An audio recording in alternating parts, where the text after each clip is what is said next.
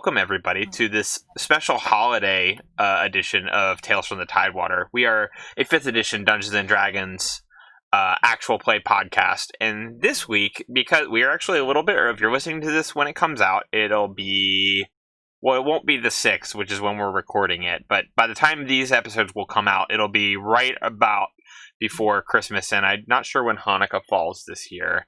I usually have a better idea of when all of these holidays fall, but we are fond of all holidays here because I am fond of more reasons to eat food and be merry, and latkes are delicious. Hanukkah is starting on the 10th through the 18th. Okay, so we're hitting right before Hanukkah, or this one, the first episode will be dropping right in the middle of Hanukkah. So super cool. I'm not sure about other holidays, but we welcome all people of all holiday traditions here at Bratcat. So party on, Wayne, as they say.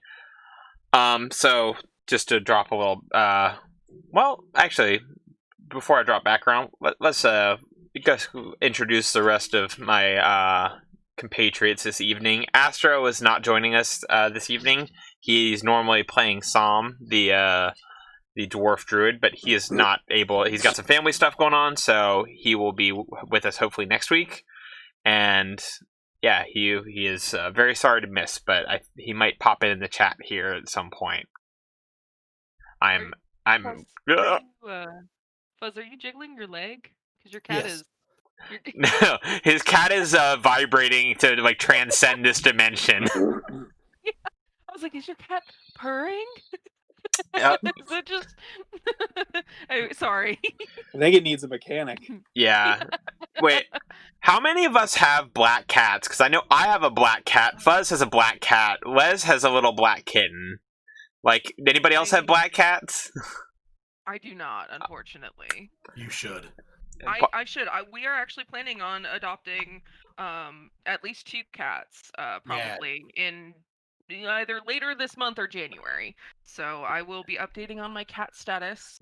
Yes. Updating my cat status to taken very soon. Oh, Merry Christmas, Merry Catmas. Yes, I know, right? Oh my gosh, I'm so excited. I think, Josh, I think your cat's Tabby or something, right? I have a Tabby right now, but Yeah. I used to have a black, like, Siamese Persian mix, and he was really fluffy. Aww. And he had like little white boots on the end of his paws. And later in his life, he became blind. Aww. And he rode off into the sun twice, and he only came back once. Oh. Very sad. Well, this episode's dedicated to your cat, Josh. Scaredy I cat. used to have rest a black in cat peace. as well. His name was Shadow, which is the ultimate black cat name. Oh, for sure. Amanda, when we were riding back from the rescue from when we got Leo, we were going back and forth because his name at the shelter was Milo, which neither of us was really super keen on. So we were like going back and forth, and she's like, "Why don't we name him like Salem or Binks?" And I'm just like, "We can't. Like, I can't do this. It's too cliched." Fucking all of them are named that. Yeah, I I know. can't believe you said that, knowing that my kid's name is Salem. Like, Oh, is it? Yes. Well, How dare you? I'm sorry. I didn't mean to. I just like it wasn't for us. Like we were like we want to go like a little outside the box. Like, and I think we landed pretty happily with Leo. Like I think initially the idea was like I named him after the Ninja Turtle because I like the Ninja Turtles. But then it also like well he's also a cat and like Leo is a cat, so like that makes sense. Yeah, it works. Salem is a good name, though. Yes, it is. I like It's very witchy. I adore Salem from the Melissa Joan Hart Sabrina the Teenage Witch television series. He's best character in that show. He is Very catty. Yeah. All right, let's go back. Like, let's rewind a little bit. Fuzz, you're up next on our roundtable introduction. We'll eventually have this down to a science. Oh, I'm so sorry. Hello, I'm Fuzz, and I will be playing Timothy, and my 2 black cats are named Peanut Butter and Ragnarok.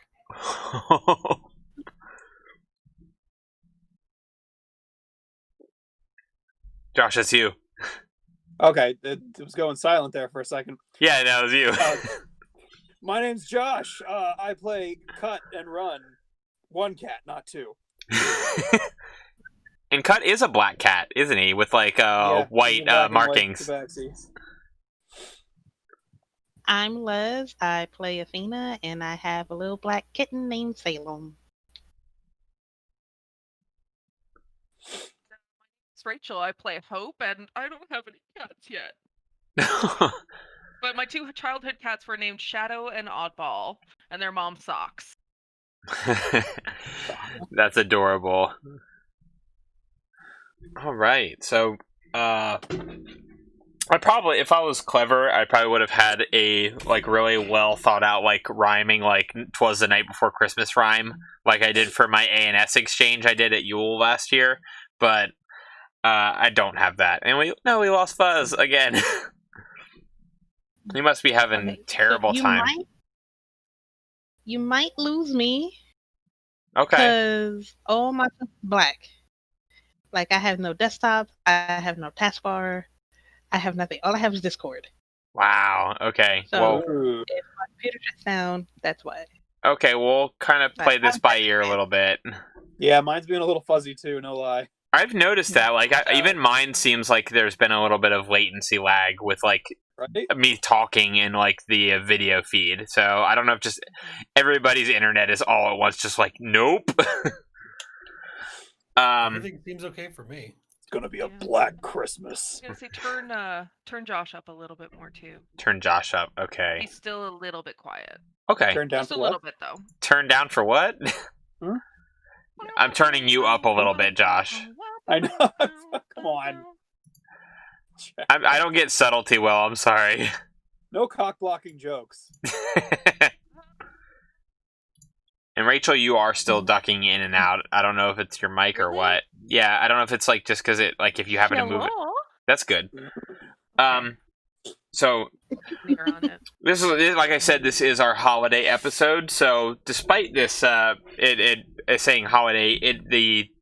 The perfect setting for almost any like holiday adventure is, of course, is tends to be Christmas Eve, and this one is no exception. It is Christmas Eve in Tidewater, the city where you all work, and so there is a holiday party at Marv's that you all have decided to take upon yourselves to organize because Marv himself is uninterested in the holidays and does not put any of the company money to providing food or drinks or anything like that. He is actually working in the back. He actually takes this time to really catch up on the year-end kind of inventory and stuff while you all... since the lights are on anyway, he's trying to save a couple bucks and the zoom in on Ragnarok. So good.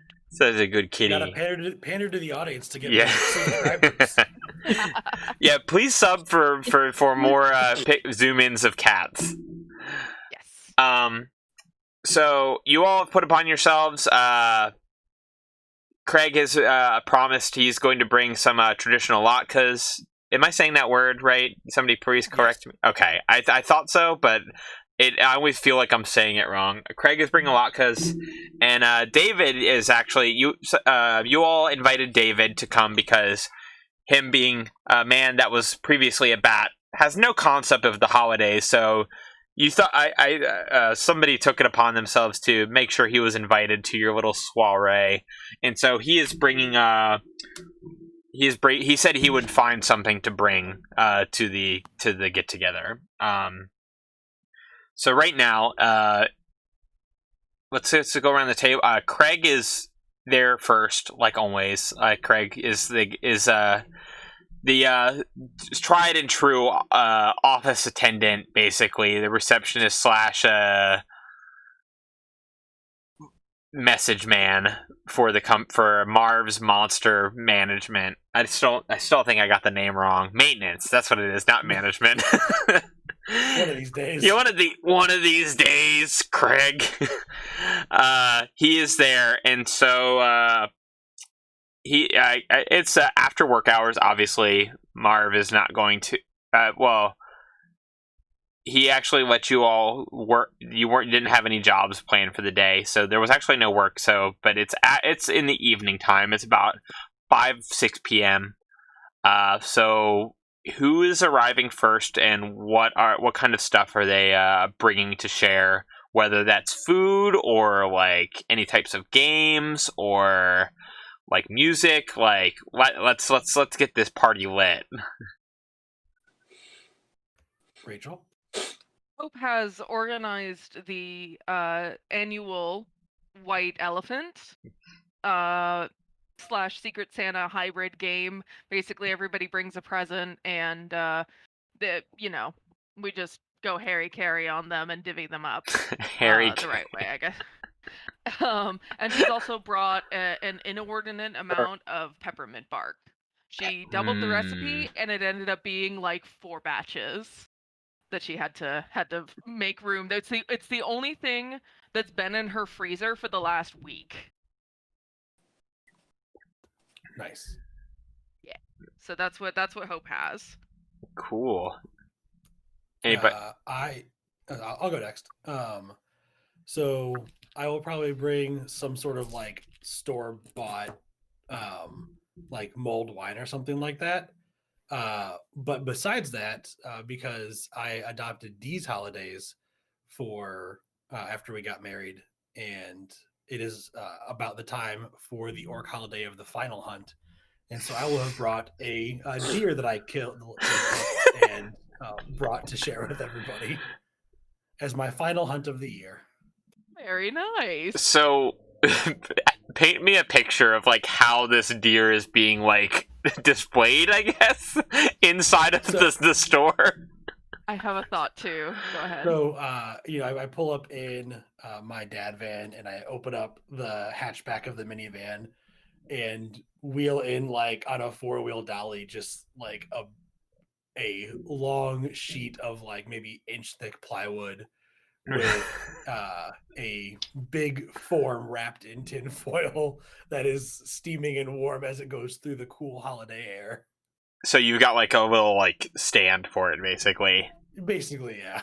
Like I'm picturing like a very pig roast type of situation. Very similar, yeah. See, I'm imagining if you've ever seen those videos of like 12 people share a pig kind of thing, where the pig's just completely laid out, kind of like that is what I'm imagining now. Yeah, very much like that. Yeah, I wanted to say hi to Dagny, but Rachel was giving her explanation of the 12 people eat a pig. So yeah, it's all good. I told her that y'all said hi. Yes, tell her good job on her Roblox stream.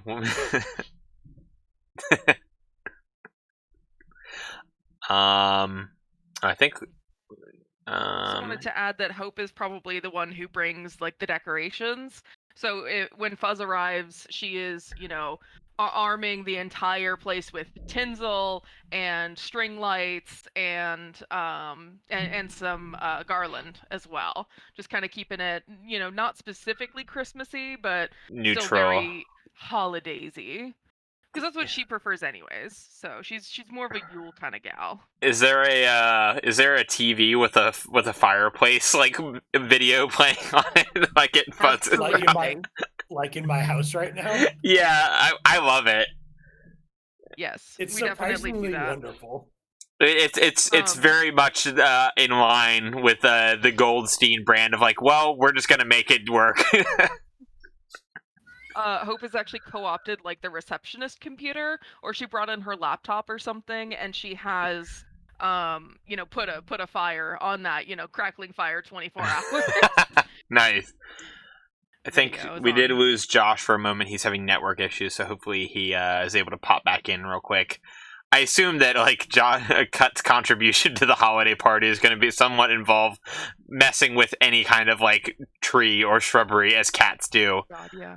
My fat ass cat like literally bent like the branches on our tree because it's one of those pre-assembled one that has like the metal rods that like fold out from the center, and so we waited like a week to put ornaments on it because like we were just like we're tired, like we don't have time to do this after work, and so it was until this weekend, and then like so of course like because there's no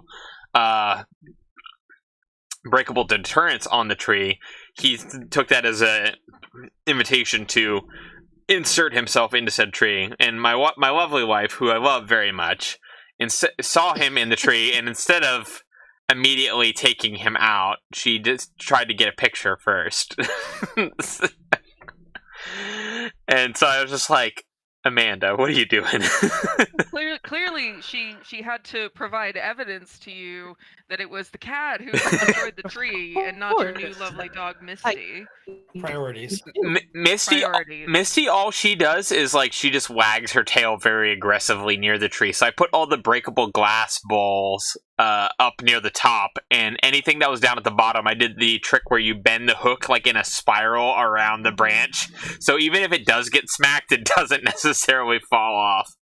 That's smart. That's very smart.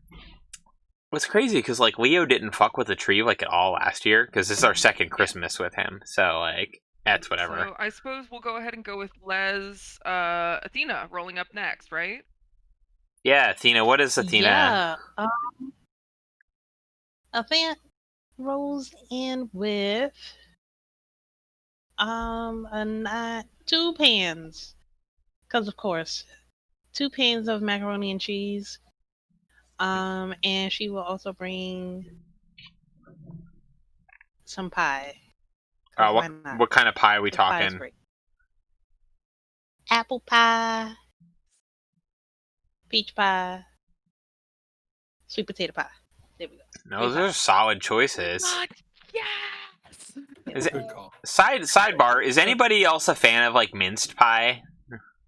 Mince pie? It's like meat. it's technically called it's actual. A lot of people call it mincemeat, but so mincemeat is actually the meat pie version. But minced pie is the one with all like the raisins and apples and spices and stuff. It's the fruit based one. I probably would like a mincemeat pie. A mince pie without the raisins, I'd probably be all in for too. Oh, you don't like raisins? Apple pie at that point. Not real. Not. I mean, I'll eat it, but they're not my. I would, prefer them to not be in things. I wouldn't kick it off my plate. Raisins are like my ride or die like filling for like any dessert. Like oatmeal raisin cookies, like top tier cookie. What's it? Carrot cake, like put them raisins in there, man. Like that's top. Like for me, I love raisins. And I was thinking about it. I think Hope would actually also bring a Swiss roll Yule log as well. That's the one thing that she baked and brought. So just to kind of celebrate her little piece of the holidays. I think Josh might possibly be out. He might not be able to reconnect. So power out. Yeah. Yeah, I don't know. So we'll see. Well, all right. It's gonna be a really cozy Christmas. Yeah, it's all right. I don't. Holidays. Cut's just curled up next to the computer fire, taking a nap. Yeah, I was gonna say. Yeah. I haven't worked retail recently enough to remember that it's supposed to be holiday. No, I'm kidding. But still. I mean, I'm like the type of person I will say Merry Christmas, and if they say oh, I celebrate this, I'm like, oh, and I'll say Happy Holidays. I'll correct it. Exactly. I don't like the majority of people that I deal with are do celebrate Christmas, which is not a big deal. But I'm not so offended that oh no, it has to be Merry Christmas. It's this time of the year. Yeah. Me either. I just don't want to come off as a Merry Christmas. Yeah. Well, it's I get my menorah and put it in the as Amanda was lecturing me earlier today, she was like, Jesus wasn't even born in December. He was born in April. And I'm trying to get a shower. I'm just like, Amanda, I wasn't trying to get lectured on religious history right now. So yeah, it's got a you guys got a rockin' little party. Craig is like I said. Craig brought his latkes, and we've got the smell of venison is just permeating all of Marv's and all the good food. You've got it. You've kind of laid out a section where in front, or basically kind of forming a semicircle around the that checkout kiosk where all the food is, keeps it central. And I hope I instead of in lieu of maybe actually having there might be a tree, but you've strewn some garland and stuff across the old VHS shelves where they would have hit movies featured, and so you would string the garland and everything across that with Christmas ball or tree ornament bulbs hanging from it, and Perfect. David arrives, and he is actually he kind of comes in, and he comes in a little bit after all of you have gotten there, and he kind of comes in. He's dressed in normal clothes now. He is in a gigantic, like, oversized sweater and like tight, like, fitting jeans. What it looks like, and he's let his hair loose, and he's just like. What did I come up with his voice? It was like this super, like, heroic, like atypical, like hero voice, I think.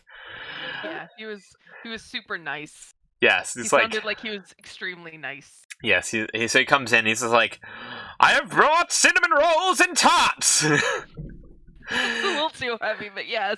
I think that was what I shifted it to, like the last episode that he was in, Yeah, but that's right, because you were using just your voice for him, and you were like, can't, too many. I either need to decide if I'm going to just use my voice for David and then do other voices for other characters, but I feel like it's easier to have, because David's a lot more frequent, I think, than other ones. It's easier to do, like, I don't know.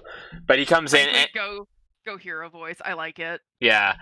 He's like, and he opens up, like, he's got a basket. He's got a basket with some towels kind of like draped over, or napkins, the nice linen napkins, and he's got, sure enough, homemade cinnamon rolls and some fruit tarts. Nice. And he's like, I've been really addicted to the great Bugbear Bake Off. And so he is, if for anybody not in the know, like, oversized sweater and like very tight fitting like jeans, he is basically dressed like almost like identically to Noel Fielding, who is my favorite. Is he wearing eyeliner? He hasn't gotten eyeliner yet. I don't think he's comfortable enough like with like makeup to like do that himself, but like he is very much into like great bug. Here's what it is. Ready? I was just laughing at Les just like yeeting the kitten onto the bed behind her. Me So I can catch that. Hold on. the chair, and I'm like, what do you want? What do you want? What do you want? And she won't stop. So I go over there. It won't work. If I do it like 3 or 4 times, to like go to bed. You need a nap. What was I saying? I'm just imagining actually what he thinks about Noel's eyewear. He doesn't know what eyeliner is, right? So he just thinks that's Noel's, like, he just thinks that's Noel's coloration. Yeah. And he thinks that, like, sorry, I pulled up the stream just so I could see the cat eat. Yeah, I just really good. eat the cat and eat the cat. Good job, Fuzz. That's top tier commenting. If we had badges set up, I would give you a badge. Dope. Trust me, no cats are harmed in my house. I'm a professional cat eater. I'm a professional cat eater. I'm gonna clip Could that be the real episode quick. title? Professional cat eater. How do I clip? I'm gonna clip Yeah, that. I'm gonna like a banner put up there. Yes, I clipped the cat eat. I'm so excited. Okay, Thank you cool. for clipping this stuff from my one stream too. I appreciate that. Yeah. Absolutely. Oh, is that who's doing that? Try. Well, so she did Yeah, one. I She did did one, a and then few. and then I set it so everything that we stream is gonna be. It should be viewable on the channel for, I think, since we're affiliate, 60 days now. Oh, cool. So that time, it used to be only We're 14 days before we hit affiliate. Correct. Nice. Cool. Oh, you're back. Publish that business. All right, sorry, that was really important. Can we can we put that on our in the same way Instagram? that, like, I think yes we can. I don't have a Tidewater Copy it to Instagram. my clipboard. Actually, or I could put it on the Twitter. If you can give me that clip, I can put it on Twitter and Facebook. Yeah, I'm gonna go ahead and drop it in Content Creator. Nice. That's one of our channels on Discord. All right, so Yeah. total sidebar there. I was gonna say it's just like how certain kids, when their parents like both have tattoos, they're like, "Mommy, Daddy, when will my tattoos come in?" With the eyeliner. Yeah, and so that I feel like is David's understanding of eyeliner, makeup, other things like that, and he's like, "Oh, there are way more changelings in this world than I ever thought there would be because there's so many people just change their colorations every single day." That's great. Perfect. Yeah, I love it. So this is a nice little party y'all have got on. Like, somebody's put on some put on a Pandora mix of like some of their like favorite like holiday tunes. Somebody brought Craig brought in some board games. There's some Settlers of Catan going on. Good holiday game to really break apart friendships and coworker relationships for people who hog ore. And it's just like really. Hope is a sheep hoarder, and she's like, if we're breaking our teammate relationships, we're gonna build them up stronger again. I gotta say, I'm always the player in Catan who like overlooks sheep, and I always regret it because I always go super hard for like ore and brick because those are like I always have seen like to have the hardest time building those up. Yeah, bricks. Bricks. All right, and yeah. What you got for us, looking through my notes. So the party's starting to wind down a little bit. Like, you guys are having a really good time. Like, it's like actually one of the few times that like you're at work, like in the work building, that like it's been the first time in a while that like you've actually had like a pretty decent like holiday party. I think like because of like how well you've been doing, like there's been a little bit more money to go around, and like he hasn't had to like lay anybody off, so like everybody still has their jobs and everything. And Marv comes out from the back stock room, yeah, and he kind of like looks around and like kind of harumphs, and he's just like, "Well, Craig, just make sure you turn off all the lights and everything. Yeah, everything's all stocked for the new year, and I'll see you after the holidays, because as you know, we shut down. Not a whole lot of monster hunting need going on between this time of year, so it's a little well-needed break.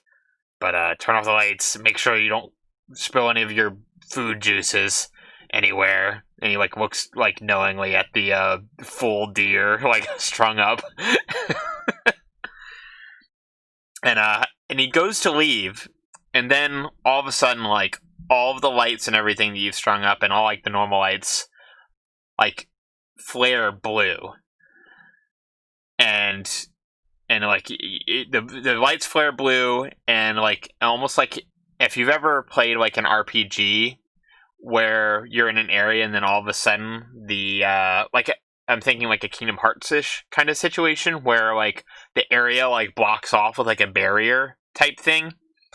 You know what I'm talking about? Like it's like the fog from Demon Souls, and yeah.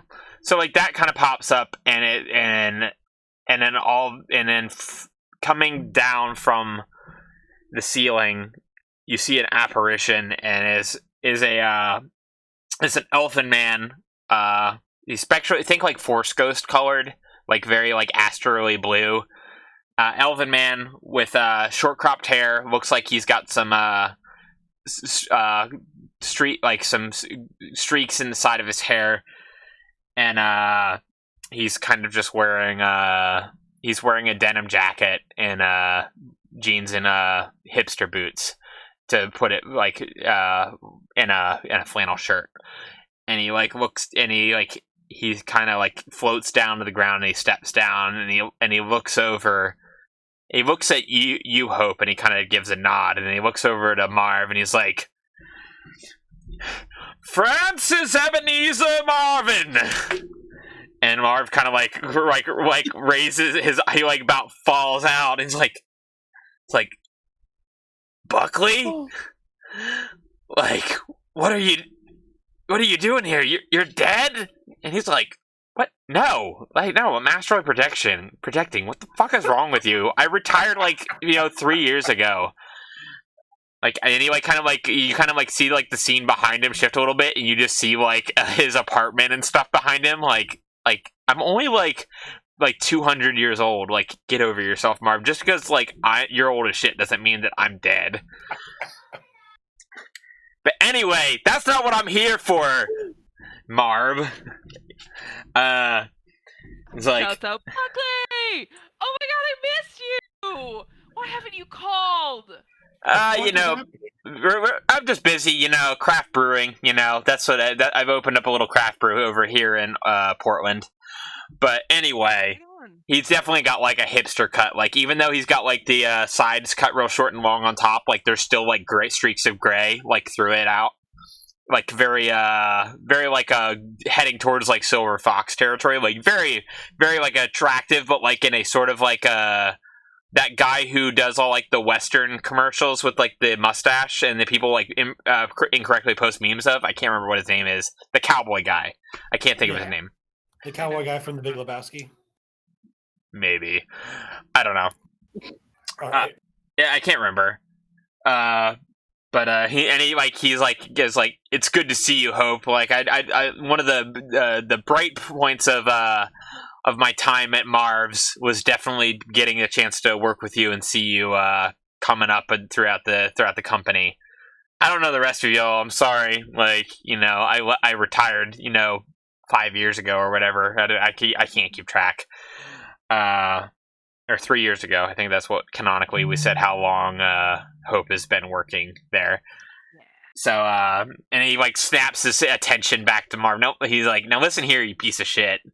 Like, I spent a lot of good money, like, for all this setup. You know, this stuff isn't cheap. Like, the material components for this spell alone is worth more than your miserable ass. But it's for a good cause, and it's the holidays. So you're gonna, like, listen one way or another.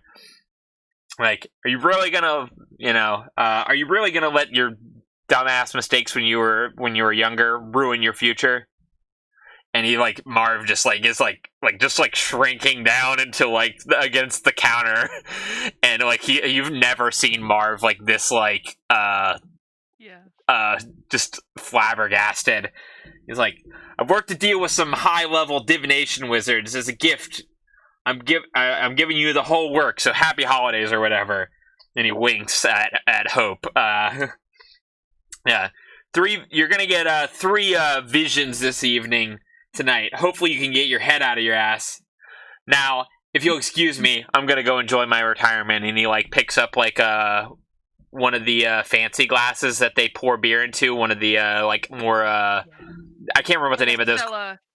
Like a Stella Artois type glass, yeah. And he like cheers, and he just kind of like, you know, raises his glass, and then he just like his apparition disappears, and there's actually like a little like almost like a connection lost symbol that you would see on like Skype or Zoom, like that, but like magically like telegraphed in the air.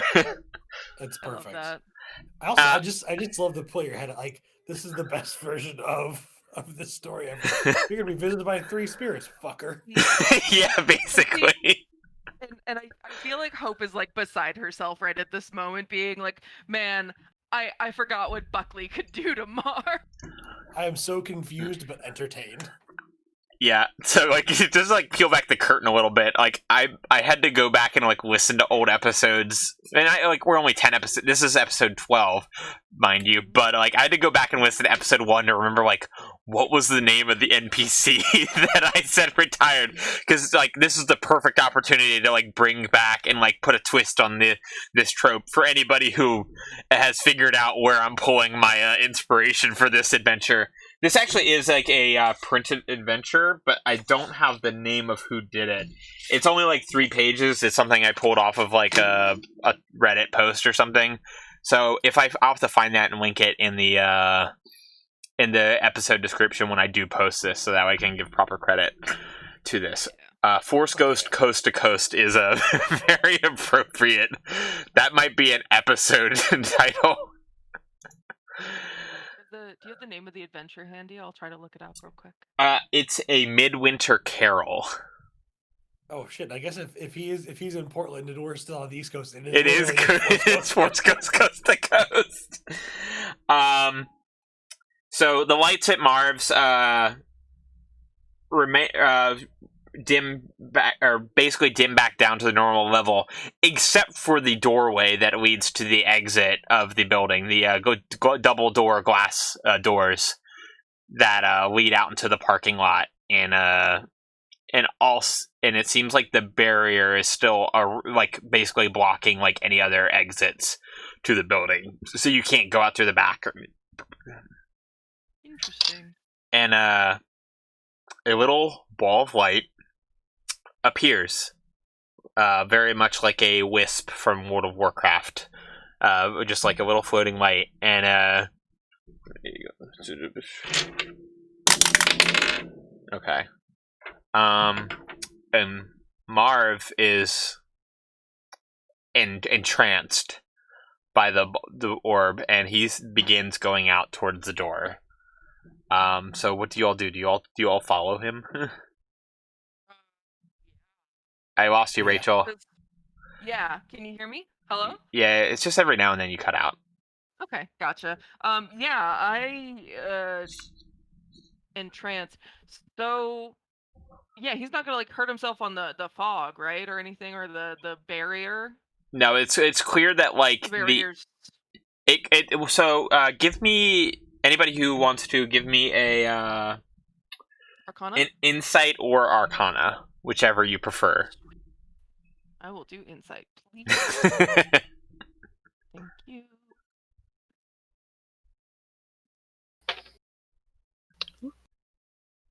17. 18 insight. 18. Okay. All three of you can pretty much tell that whatever is through those doors is on a demi-plane of existence from where you currently are. Interesting. Okay. So that he swings open the doors, and the cold winter air blasts you all in the face, kind of mixed the smell of pine and other good like winter smells mixes in with the smell of like all of the meat smells and macaroni and cheese, like all the like really savory food smells that you're getting. And you all follow him out the door, and as you go out, you actually, let me pull up my actual proper page of notes. You actually, Hope, you and Athena actually recognize the area that you are out, that is outside the door, because what's odd about it is that it's not the parking lot outside of the shopping center that is normally out front of Marv's. You recognize this area very well because this is the neighborhood where you and Athena's apartment complex is at. But it seems different. The stores don't look the same. Some of the trees aren't quite as tall. Like it's definitely based on what you would recognize them. It almost seems like that you're in a period of time prior to the time that you know. Oh. And so, like, the wisp is following you. You come out and you look behind you, and there's no building behind you. Whatever door you came through has vanished. Okay, so we're able to definitely recognize this is not real life. You are from your guys' insight and Arcana checks, you are able to tell that whatever this is has to do with what Buckley paid for. I think that's like pretty clear to you. So I don't think any of you are particularly worried about like being like in danger per se. But I think like Marv is just moving along, and so you actually are like, so you how are you all following along behind him? Like, are you like right up next to him? Or are you just kind of giving him a little bit of space? Following. Go ahead. I'll be following. Probably next to or just slightly behind Hope and Athena. Well, I probably Hope, because since she's the one that actually knows, the previous employee, and you're kind of asking her, "What? Do you have any idea what's going on?" No, not a clue. Buckley was a kind of a weird dude though. So let's keep a really close eye on Marv. They didn't exactly get along great. I mean. I don't know exactly why Buckley ended up retiring. He didn't really tell me anything, so I'd rather just keep a close eye on Marv and make sure he doesn't get hurt. Yeah. I mean, So he did say it was a divination spell, so it's probably not, meant to be harmful, but we'll see. yeah, so you just kind of follow Marv along. He's walking along streets that, Athena and Hope are very familiar with. You pass by Happy Smells. I don't remember what the actual full name of that was, but that's, still there, looking a little bit like brighter, a little bit fresher looking, little more. I feel like her name was Donna or Dawn. I Her don't name was remember. Bev. Bev. There we go. Bev. It was Bev. That's Good it. job, Les, taking notes. I know, Yay. right? I just wasn't looking at my notes. Yeah, it's fine. You're knitting. It's fine. Laundromat. Or crocheting. Crocheting, right? Yeah. Yeah, with the hook. Got it. And you actually, so you see, like, up ahead in the distance, where would normally be Elmwood's coffee shop. There's like a huge like bunch of light like coming out from it, and you get pull up close to it, and you actually see like you see in the sign. There's a sign instead of where the Elmwood sign is.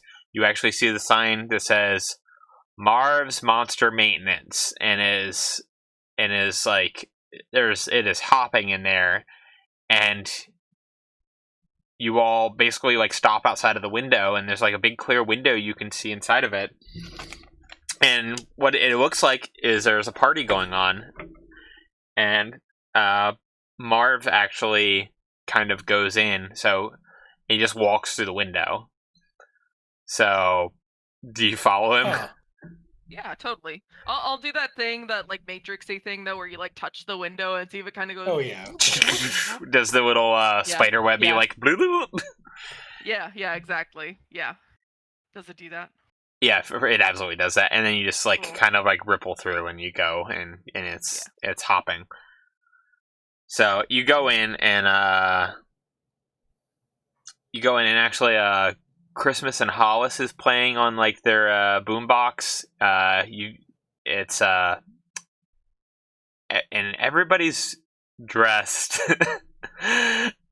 like there's acid wash jeans, there's like ripped t-shirts, lots of like maybe even some like Jinko jeans or whatever the pre-Jinko jeans were. I can't remember what the names of those were off the top of my head, but like, and you're like, oh my god, like we're in the 90s. Like this is Marv in the 90s.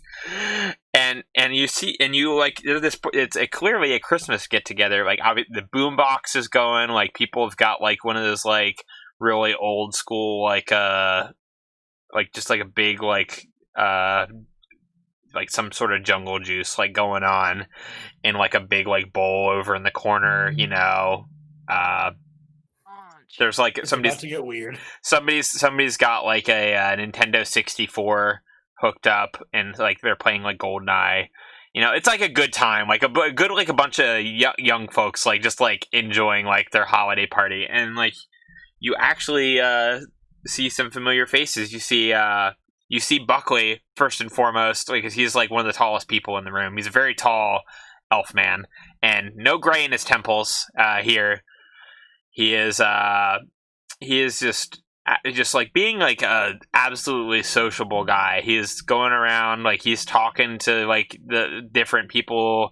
He's like playing some beer pong. He's talking to various maidens that are at the party. Being real suave and charismatic.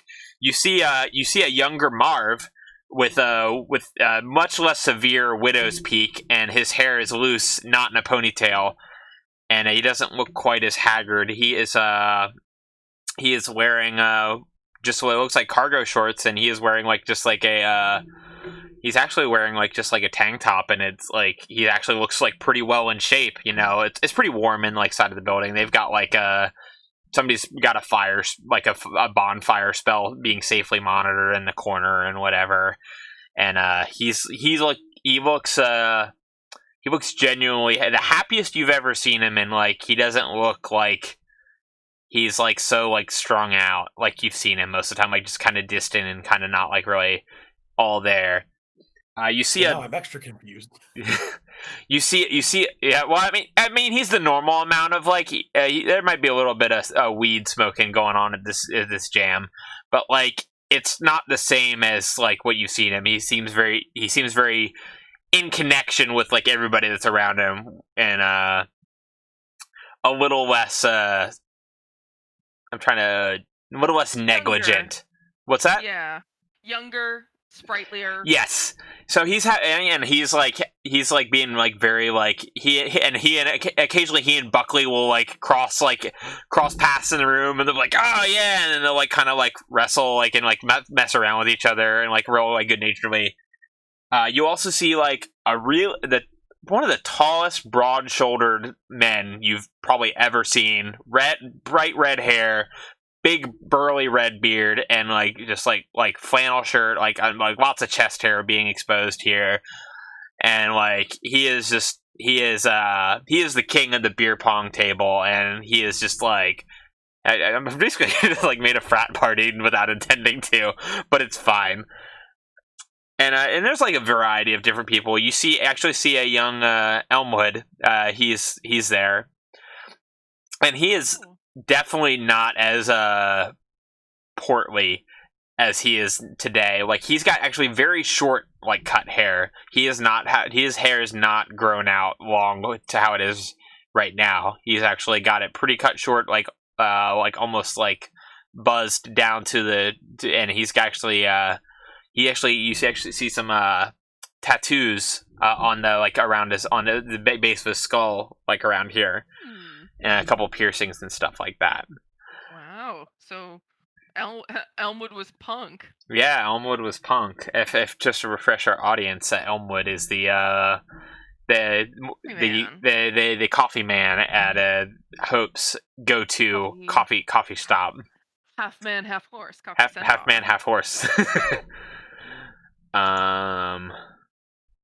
Yeah, and then you see a human woman, and she is stuck at attached at the hip to Marv, and she's got long blonde hair, and is just all smiles, bright green eyes, and she's just dressed pretty, for the time. Probably like some sort of like skirt and like a tank top with her belly button pierced and stuff like that, and it's just you can tell that like even though Marv's like going right, they are just like absolutely like besmitten with each other. I don't know if besmitten is a word, but it is now. Besotted. I was almost there. Thank you, English major Rachel. I'm also imagining her in that really 90s look, which is like a long, like floor-length tie-dye skirt with like a spaghetti strap camisole, and then belly button pierced. You know what I'm talking? That's exactly what I was picturing, and you explained it so much better than I could have. That's okay. I'm very familiar with 90s fashion. Yeah, and so. And like you see them like at the party, kind of like you see almost like everything kind of like slow down like around the rest of the room, and you see the two of them, and they're like kind of in the center, and you see Marv like place a rose in her hair, seemingly from nowhere, and the two, and of course like he's got to get up on like a little step ladder to like be face to face with her because he's a dwarf and she's a human, they embrace and they kiss, and then the scene kind of like fades out. What were you about to say, Fuzz? I was like you're kind of like watching this scene play out. How is like our timeline Marv reacting to this? I don't.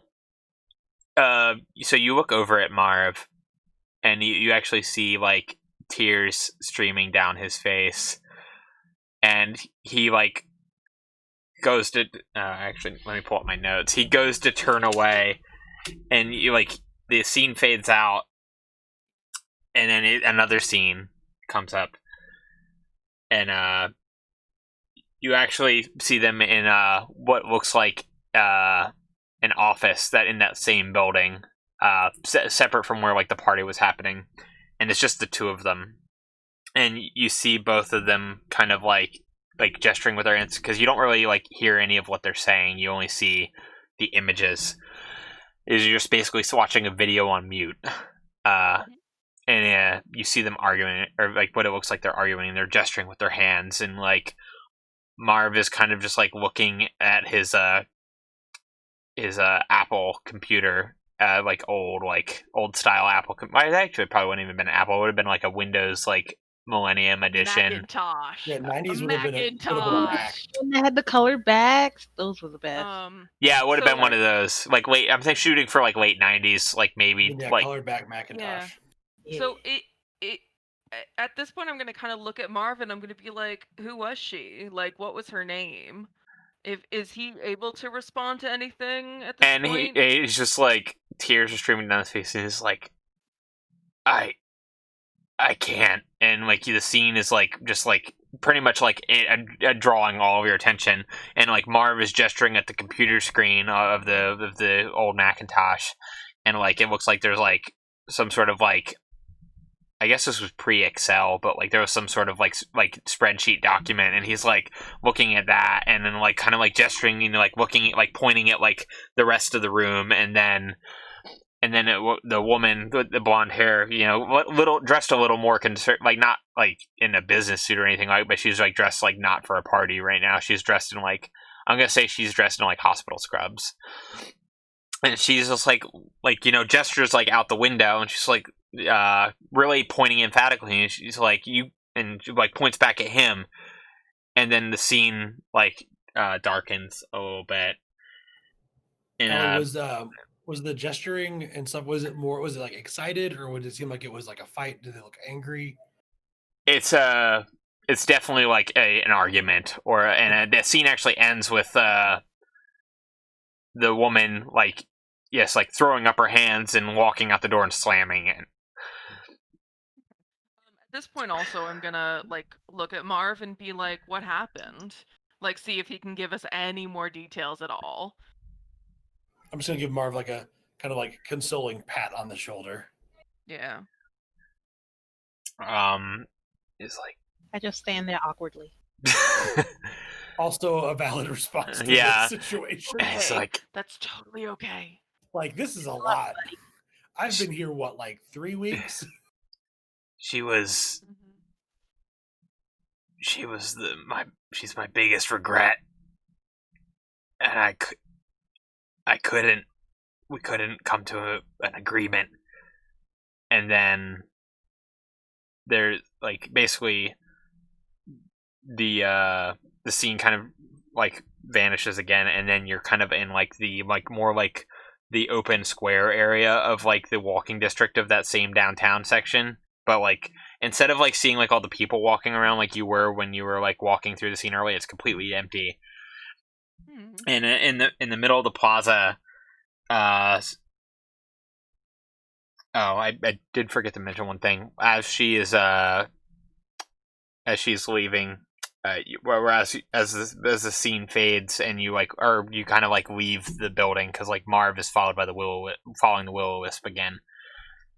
You pass by like where she's left, and you see a rose on the ground. It's And so so- theatrical. I love it. Yeah, I really love this little adventure. Also, Hobfoot in the chat has confirmed that Excel has been out since the late 80s, early 90s, so I think I was pretty safe there on that Okay. one. Yeah. I wasn't 100% sure. I think like the Microsoft Office suite maybe wasn't as refined until like maybe later. I'm not Yeah. sure. But Excel was definitely a thing for a long. Well, that was like the time. first main function of like home computers, you know. Yeah, exactly. But Alright. so like as you as he follows the Will-O-Wisp, and it kind of like the scene like brightens back out, and it's like all the, you know, like how like certain downtown like sections will have like where the streets are still like brick, like back in like in old times. This is kind of how I'm picturing that section. So like there's like old street lamps, and like the streets all bricked, and like there's like a little like area with like a gazebo and maybe like a little bit of grass and stuff, and like you see a figure standing out by the gazebo, and and it's almost transparent. And as the figure turns her back, you begin to see that she resembles the woman from the visions.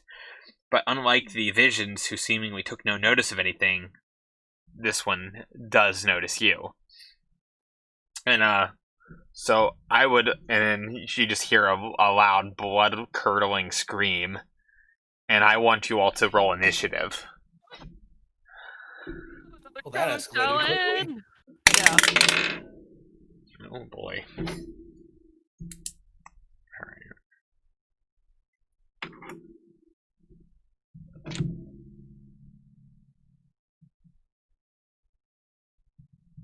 Let me know when you're ready for our initiatives. Yeah, go ahead. Looks like Hope got a 7. Okay. Thank you. I got a 23. Jesus, okay. I rolled very well. Yeah. You get to go before. Athena? Oh, she's lagging out. I got a 10. Okay. Hopefully this won't throw off the balance too much with, like, having less people than I planned on, but... Just cut her hit points. I got a 10. Yeah, I got you. We got you. Oh, okay. Okay. Just don't kill us. Okay. Yeah, no. No, All go right. for it. Do it. Do it. Yeah. Alright, Tim, you're actually up You can do first. it. All right. Bluffing. So what? Like, okay. So so is a she and she screams, correct? Yeah, she's like an absolute, like, ghostly wail. So what seems to be like? Do I look around? Like, are there any like threats that I see? Anything that looks like it's going to attack her or us or? Nope. anything like All that? you see is her. Is completely devoid of any other life, pretty much. Cool. Other question. I mean, this is a little bit like kind of above board, but because we are in initiative and theoretically entering combat, I'm assuming I'm unarmed. Oddly enough, you actually do have all your equipment. Okay, just wanted to verify that because I did not come strapped for the holiday. No, party. I understand.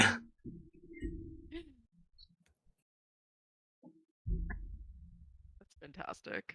Fuzz, if you're talking, I can't hear you. Yeah, sorry.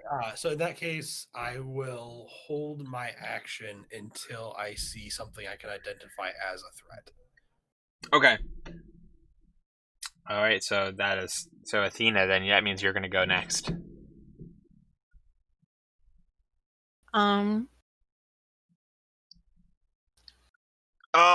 God! I mean, if there's nothing.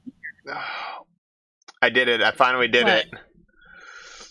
I finally forgot to What? hit the record button, but thankfully, Twitch holds our recordings because Fuzz set it up to do that. So we will still have that. I'll have to pull that off of Twitch. Good job, Fuzz. We're recording now. Hey. Fuzz has saved your buns. Yes. Buzz is the hero. Oh my goodness. I want my pay doubled. That seems anybody's getting paid just yet. Risa always promises to double my pay. Zero is 0. All right, Athena, go ahead. Shoot, I don't have any of my abilities. I mean, if there's nothing here, can I? How far away is she from us? She's only about like 20 feet. Can I get up next to her and try to see like what she's looking at? I mean, I will tell you right now, this is not a friendly creature sitting in front of you. Like, I don't know if that like helps inform. This is a banshee. Like, I will straight up tell you it's a banshee. So, Fuzz, if you want to go back and rethink your action. Okay, because to me, the way it was described, it was just like there was a lady there and she saw us and she screamed. Well, I said it was a ghost. I said it was a ghostly apparition. Okay, I must have missed that part. I apologize. Sorry. Oh, and I thought it looked like Marv's old bow too. But it does. It screamed at us and it pointed at Marv. Hope's Oh. here. Let's make this. Okay, I didn't understand any of that. Kosher I real thought you were quick. like looking off into the So- distance and screaming. Yeah, so Hope rolls an 18 on her Arcana check. Does she know what kind of creature it is? Yeah, it's a ban. Well, actually, Yeah. it would technically be religion because undead fall under religion. Yes. Oh, That awesome. isn't- 20. yeah, that isn't- Non-natural 20. That is an old standby from old D&D editions. Like, for whatever reason, because clerics could turn undead knowing what it was always a religion check. Sense. Okay, yeah, so Hope goes, that's a banshee! It's gonna kill us! So if we want to go back through the order again, and if people want to rethink their action, well, it was like everybody's holding their action. I'm like, All right. So I will then, Counter time, baby.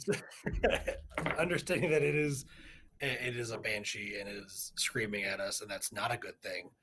I will cast Hunter's Mark on it, and I will draw my pistol.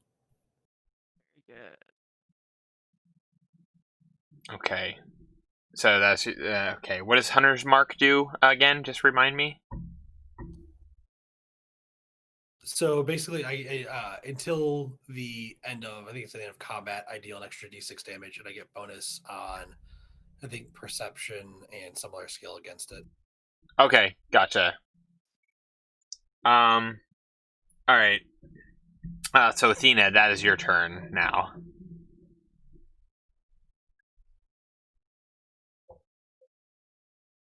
I think she might be lagging now. Okay. There she is. I don't have any range. Run up! Huh? I want to get up to her and punch her in the face. Okay, yeah, run up to her and punch her in the face. That's what I do. All right, give me that roll, please. Okay, that's nice. That's nice. 20, unnatural. Unnatural 20. That is definitely going to hit. Cool. That is. Oh. 6 points. 6 points of damage. Okay. It's not bad at level 4. You're good.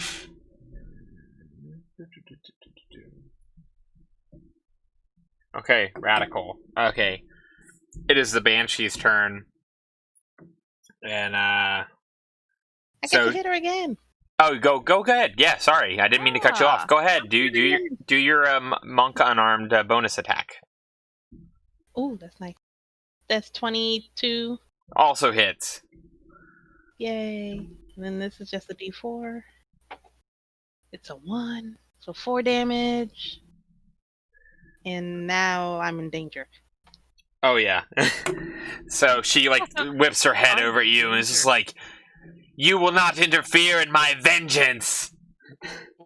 And she is going to grasp her hand out at you. And oh, that wasn't great. What is a what does a 14 look like? Not a hit. Not a hit. So Not okay. So that's good. That's good. All right, that is her turn, and she's just wailing like "Oh!" the whole time. Hope, it's your turn. Yeah, absolutely. I'm gonna do the good old finger gun spirit blast. Pew pew. Pew pew. So we're gonna roll that real quick. That's definitely got to be a badge. Rootin' tootin' spirit shoot. Rootin' tootin'. Spirit shooted. Yes. Fuzz, you were on it tonight with the turns of phrase. Does an 18 hit? Yes, it does. Cool. We are rolling. That is 11 damage. 11 damage. Woof. Yeah. Okay. Is just standing there, like. And that's gonna. Okay. That was your turn, and it's back to you, Fuzz. Well, okay. I will, well, so I'll, if I'm not already, I'll get about within 40 feet away. Okay, And just I'll back up a go- little bit. Okay, and I will try to shoot her in the face. I will try to discorporate her again. You love shooting and ghosts. I do. And has she's been injured already by Athena, correct? Athena and by Hope. Okay, good. That means I do extra damage. Is that a hunter's mark thing? Mm-hmm. No, that is my Colossus Slayer. If I'm hitting somebody who's below their max hit points, I deal an extra D8 of damage. Is that for any enemy, or is it enemies that are bigger than you? It is any enemy, but it's only once per round. So like if I get multiple shots, it only applies to the first shot. And I think okay. Also, like if I like shoot something and then take an attack of opportunity, it wouldn't apply to that as well. Yeah, that would be crazy OP if that was every attack.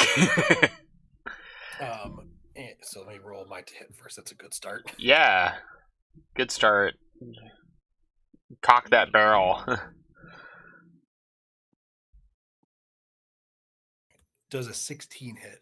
A 16 does in fact hit. All right. Can someone roll a d6 for me? Because Esther lost my d6. I have one. Yes, I can. Or Hope, you got it.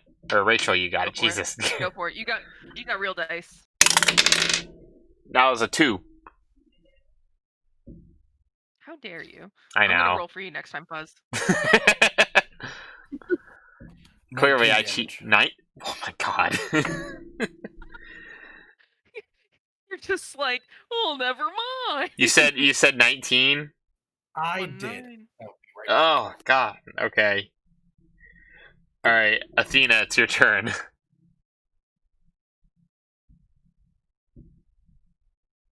All right. Go with the quarterstaff. 2 hands. Just like, oh my gosh, shut up! You're so loud. Oh, so you're using it with doing the versatile attack. Oh. No, that'll be a 7 to hit. That's going to miss. Yeah, it was almost a natural 20. Oof. Like a 7 to whiff. 7 to whiff. I'm gonna do a flurry of blows. Okay.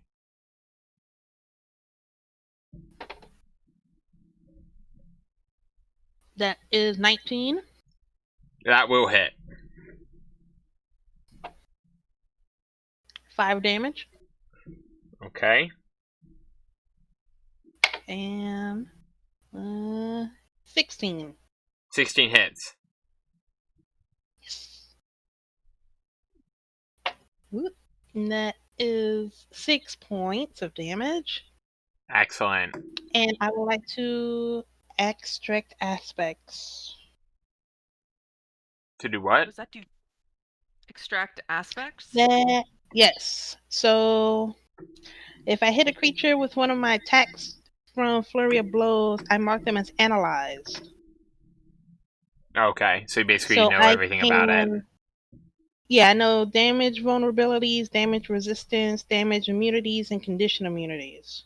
I don't have that in front of me because it's like in the module and it doesn't list all of the.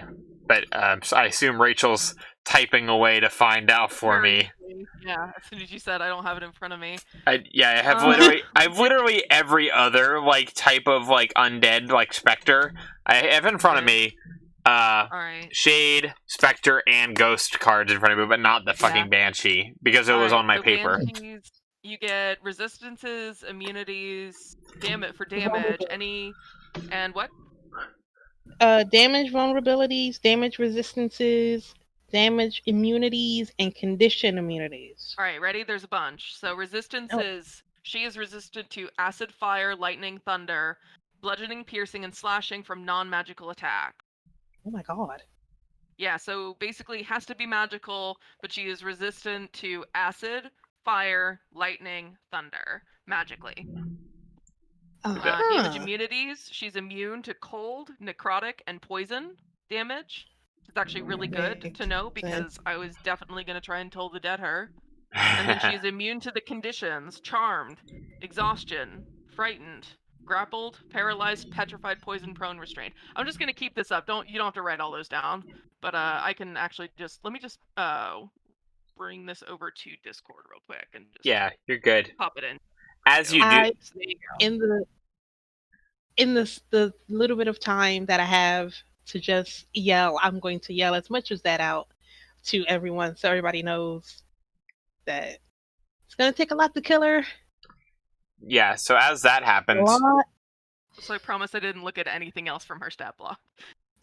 so as you yell that, she is going to yell also, and she is basically like a blast of like sound comes out from her as like that as your hit lands, and she's like, it's just like an incomprehensible like sound, like just like waves of like anguish just like wash over you. So can I get everybody to give me a Constitution save? I suppose. Come on. Hit her so hard, just knock the supernatural ability right out of her. It would be great. Pretty good con. Yeah, Cloak of Protection is worth it, guys. An 18 probably saves, doesn't it? Yes, it does. Yay! I I'm got a assuming 14. 8 does not. He does not know. Les, what was yours? 14. Okay, 14 is good. So, Yes. everybody who passed, you take 10 points of psychic damage. Oh my god. And It's Fuzz, gonna be 20 for Fuzz, isn't it? Fuzz, you dropped to 0 hit points. Peace. Oh, straight off? But as that's happening, and then she does that blast, and then she gets really quiet, and she just like floats like right up next to where Marv's at, and she's like, "Why?" And then she dissipates. Okay. Initiative? Your mic's cutting out, Rachel. The end of initiative? That's the end of initiative. Yes. Okay, I run over to Fuzz and I pump him full of my healing hands. Restore up to 4 hit points, please. You just like go up and like rub your hands together. Well, like the Mr. Miyagi like art of healing. That's what I pictured there. Damn! That's Hope running over. Damn! Get up! We used to do healing word. One of my groups had healing word. Back. Yeah, immediately. And they would like clap. While we're here, let's see, 5d6. Spending dice from the pool max 46 at once. So I'm gonna go ahead and how many hit points approximately do you have? Can't hear you. Missing 32, sorry. I'm gonna go ahead and expend 3d6 to heal you as well. Okay. Aww. We don't want you to die. Yeah, no, none of that. Go ahead and heal for another 8 points. Sweet. So like, and like her like quite lingering question of why, just like after she dissipates, it just echoes throughout the plaza, and then the scene fades. Yeah. And you're one more thing about that healing light, actually, because I feel it's important to RP it. Athena, you see me do the healing hands, which is like my hands glow, and I put that on, and then I also like my entire body starts to glow with light, and that's what causes Fuzz's concussion, Tim's concussion to kind of subside. Hooray! I'm imagining psychic damage, concussion. Okay. Yeah. I gotta So be right back those again. things are visible. So. So the scene opens back up to actually somewhere that you're actually. Go ahead. Did you have a question? No, Athena just pulls out her little notebook. Just starts writing some stuff down. Yeah. And then she tucks it back into her pocket. Cool. The scene opens back up. Banshee encounter, of course. The scene opens back up, and it's actually a location that you all recognize very well. It is Marv's office in the current location of Marv's Monster Maintenance. And actually, no, I lied. I'm ahead of myself. You actually see a scene of in the woman that you saw from before. she's actually in a hospital and is working with like a bunch of patients. We're going back and forth just like constantly. Like she's in the emergency like response center, and just constantly going back. And you see her going around, and she'll some like light will emanate from her hands, and then she'll like kind of move on. And then she'll like pull some stuff out of like a satchel on her back, and like she'll like crack a couple of like berries and like put them into somebody's mouth, and like so like she's going back and forth like between all these stuff, and she looks like satisfied like with like the work she's doing, but she looks incredibly like stressed and sad. And then you open up into Marv's current office, and it looks like it is like how you all know it. It is, messy, outdated, dark because the lights are not on. And you actually see in the room is standing a well-dressed female elf, waving at you, all friendly. And the wisp is no longer anywhere to be found. The wisp is gone once you shifted to this new scene. And is Marv here with us as well? Yes, Marv is still here. Marv? Yes, okay. Marv is still here. And he kind of like snaps out of it. And he's like, "What are you doing this is my office." And she smiles and she's like, "Well, of course it's your office. I'm the ghost of Winter's Present." And she like basically ignores Marv and turns to the rest of you. And he's like, "This fool won't change his ways. At least that's from what Buckley's told me. So I'm just gonna give it to you how it is. You might be able to help me. I want you to find something that this dumbass left behind in his office here. You have until midnight. Use your time well." And she's dressed more modernly. She's wearing like just like she's wearing leggings and like a comfy looking sweater, and she's got like her hair in space buns, and like she's like, and she kind of like does the piece like very like what's the word very kawaii, like kind of like aesthetic. And then she just kind of like and then she like just like kind of disappears in a poof of like magical emoji symbols. Adorable deuces. Yeah.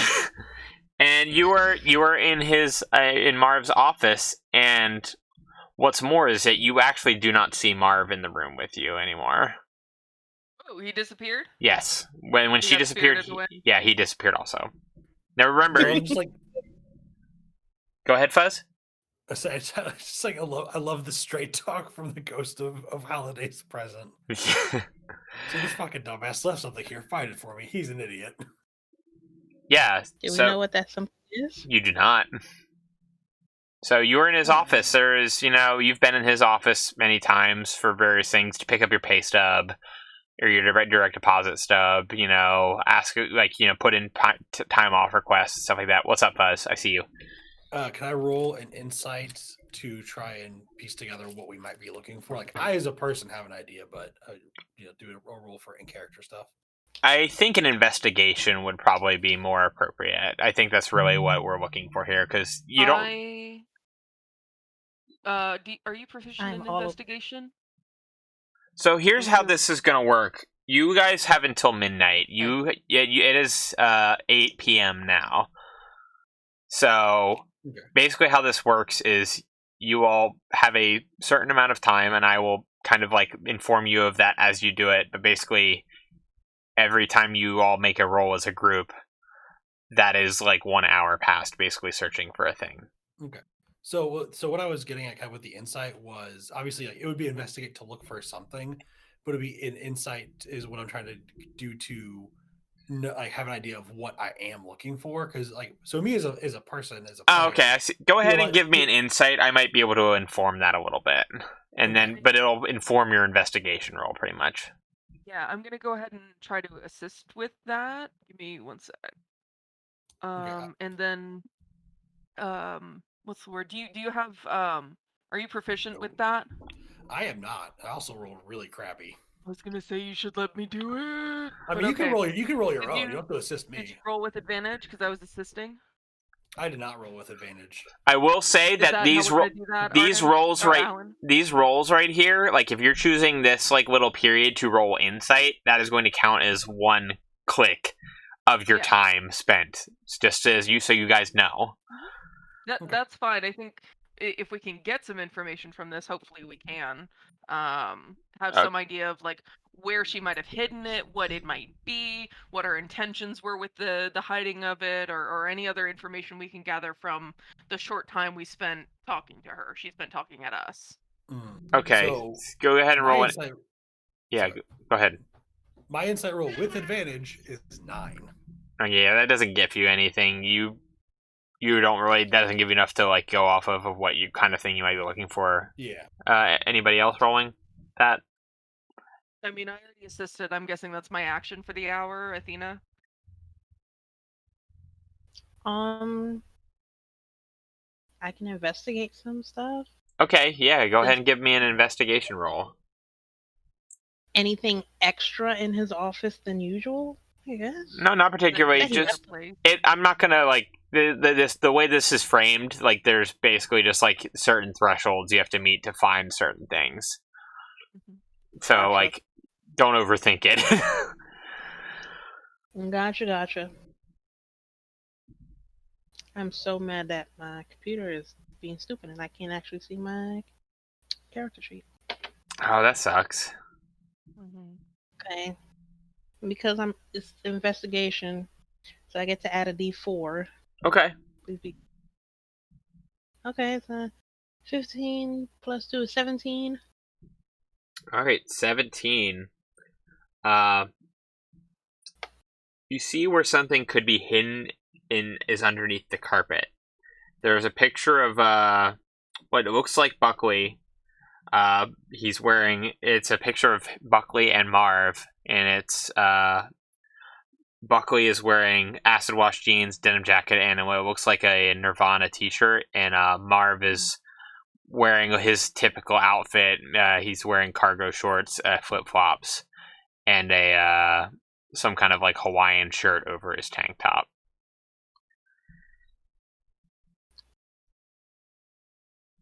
So that is a thing basically there are multiple things to find. One of them is the thing that you have been tasked to find. So like, if that makes sense. Yeah. To frame that a little bit. So the clock strikes 9. You have 3 hours remaining. Okay, so there are multiple, like, is some of the things fake things that we can find, but it's not what we're looking for? Yeah, I think that's what Alan's saying for sure. Okay. All right, so Hope's gonna lead the investigation this time. She's going to look specifically in any closed off areas so any desk drawers, any closed cabinets, anything like that in like specific areas, if it helps to kind of, aim her investigating. So you're investigating? yes. Okay, go ahead and give me a roll for that. Does anyone want to help me with that? Sure. I would gladly assist. All right, how are you assisting Fuzz? It will help look as well. Okay. Rolling with advantage. Yes, baby. That's a 21. Okay. Like, look at the fake drawer of false bottom.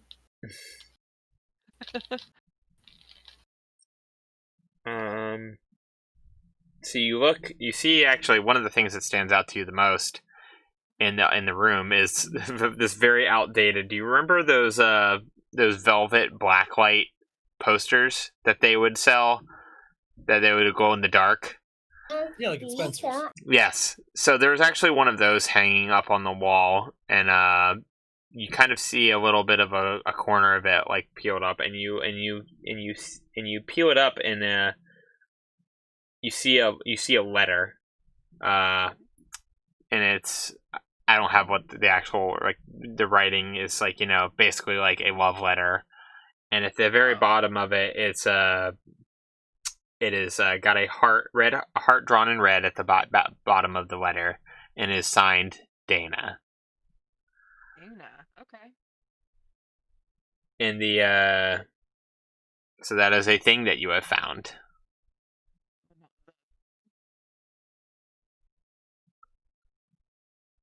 All right, so was that everybody's action? No, like the thing, right? It's a thing. You don't know. You won't know until you present it. Oh no. Okay, got it. I think we're on the right track, though, that this needs to be something to do, with her.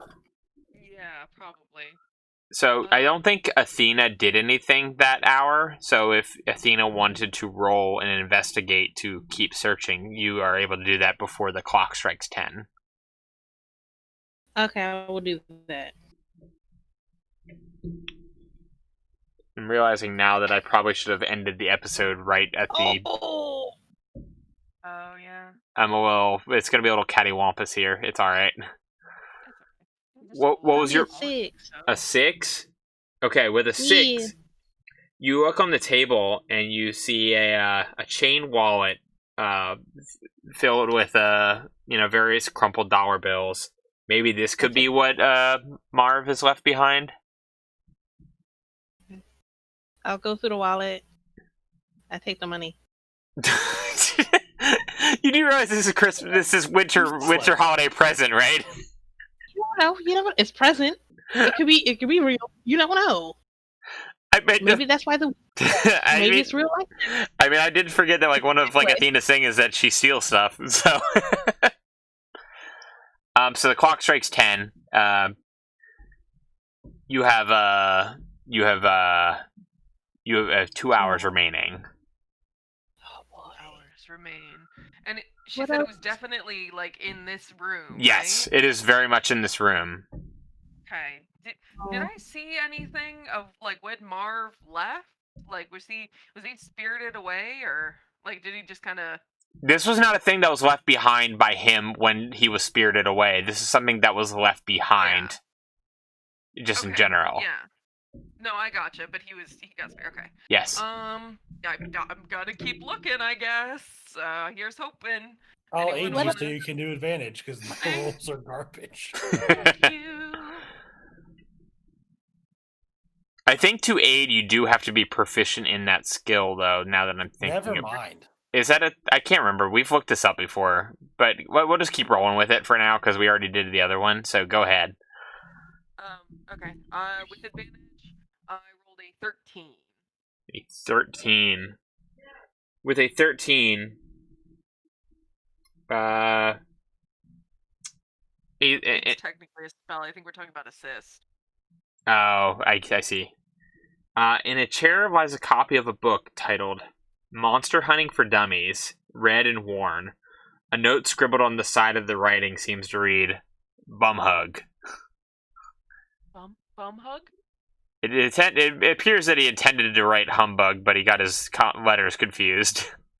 Okay. I flipped through it to see if there's anything in between the pages. Nope, just a little note that says Bum Hug. Bum hug. Either he meant to say humbug, or he was meant to go hug a bum after he got done reading.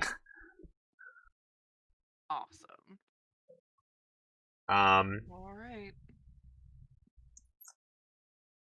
And with that, before the clock strikes 12, you're in a shower of emojis. That was the hour of 10 p.m., right? 10 to 11, yeah. So before it strikes up, she's in a shower of emojis. The spirit of winter present pops up.